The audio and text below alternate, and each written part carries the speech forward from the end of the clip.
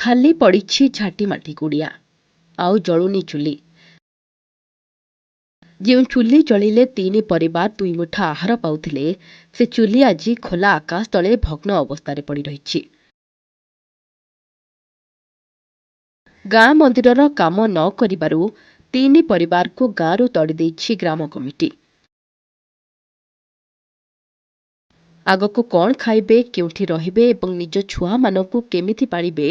ସେହି ଚିନ୍ତାରେ ଏହି ତିନି ପରିବାର। ମୁଣ୍ଡ ଗୁଞ୍ଜିବାକୁ ଘରଟିଏ ନଥିବାରୁ ଏବେ କୌଣସି ଉପାୟ ନ ପାଇ ତିନି ପରିବାରର 12 ଜଣ ସଦସ୍ୟ ପାଖ ଗାଁର ସଭାଗୃହରେ ଭୋକ ଉପାସରେ ପଡ଼ି ରହିଛନ୍ତି। ଟିକେ ନଜର ପକାନ୍ତୁ ଏ ଦୃଶ୍ୟ ଉପରେ। ଏ ହେଉଛନ୍ତି ଗଞ୍ଜାମ ଜିଲ୍ଲା ଆସିକା ବ୍ଲକ ଚେରମାରିଆ ଗାଁର ଏସ୍ ବାସନ୍ତୀ ଏବଂ ତାଙ୍କ ପରିବାର। ଏସ୍ ବାସନ୍ତୀଙ୍କ ଦୁଇ ପୁଅ ଏବଂ ଝିଅ ଜ୍ୱାଇଁଙ୍କ ପରିବାର ଆଜକୁ 20 ବର୍ଷ ହେଲା ଚେରମାରିଆ ଗାଁର ପୋଖରୀ ହୁଡ଼ାରେ ଝାଟି ମାଟି କୁଡ଼ିଆ କରି ରହିଆସୁଛନ୍ତି। ଗାଁ ମନ୍ଦିର ଏବଂ ଗାଁ ଲୋକଙ୍କ ପାଖରେ ମୂଲ ଲାଗି ଯାହା ରୋଜଗାର କରନ୍ତି, ସେଥିରେ ଏହି ତିନି ପରିବାର ଦୁଃଖ କଷ୍ଟେ ଚଳନ୍ତି। ତେବେ ଚଳିତ ବର୍ଷ ଗାଁ ମନ୍ଦିରରେ ନନ୍ଦ ଉତ୍ସବ ଅବସରରେ ଭୋଜିର ଆୟୋଜନ କରାଯାଇଥିଲା। ମାତ୍ର ସେହି ସମୟରେ କିଛି ଅସୁବିଧା କାରଣରୁ ଏସ୍ ବାସନ୍ତୀଙ୍କ ପରିବାର ମନ୍ଦିରର କୌଣସି କାମରେ ସହଯୋଗ କରିପାରିନଥିଲେ, ଯେଉଁଥିପାଇଁ ଗ୍ରାମ କମିଟି ଏସ୍ ବାସନ୍ତୀଙ୍କ ପରିବାରକୁ ଗାଁ ଛାଡ଼ି ଚାଲିଯିବାକୁ କହିଥିଲେ, ନଚେତ୍ ଘରେ ନିଆଁ ଲଗାଇଦେବେ ବୋଲି ଧମକ ଦେଇଥିଲେ।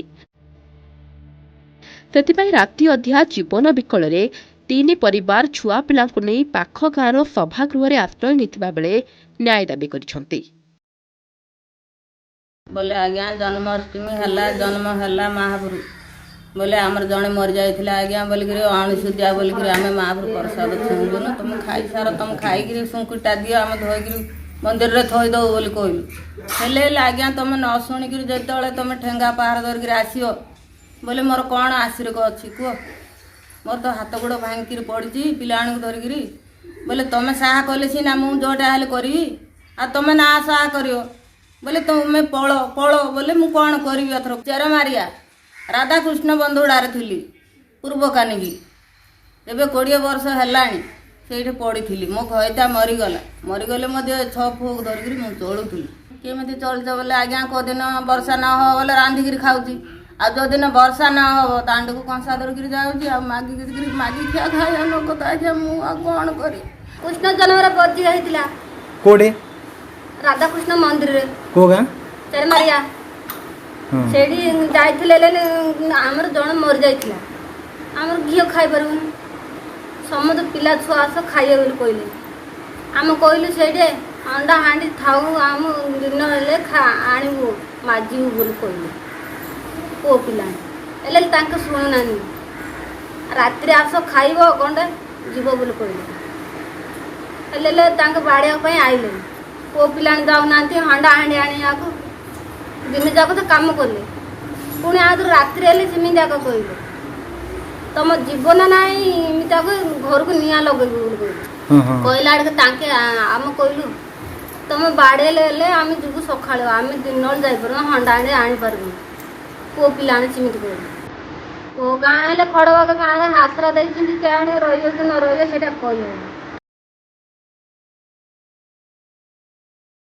सेपटे चेरमारिया गाँ आसिका सांसदों निज गाँ होइथिबारु ए घटनार सांसदों पुओ एवं ग्राम कमिटी संपृक्त थिबा अभियोग होइथिबा बेले अभियोग संपूर्ण भित्तिहीन बोली कहिसंती गाँर सभापति अभिमन्यु गौड़। या सहित सेमानंकु गाँरु बाहर करा जाइनी बरं सेमाने निजे गाँ छाड़ी चली जाइथिबा कहिसंती। आमे तांकु घर बाहर करनु सेमाने कहवाटा भूल आमको गोटे दरखास्त देइचंदी से दरखास्त भितर आमर सर्वसाधारण गाँ लोक डाकिक आम आलोचना कर रखीचु आमर रुआ रुई कम लगी कम सरला डाकी कही मन इच्छा जाकर कौन सी अभियोग करेंगे कौन करेंगे आम जानू बर्तमान जदि से आसवे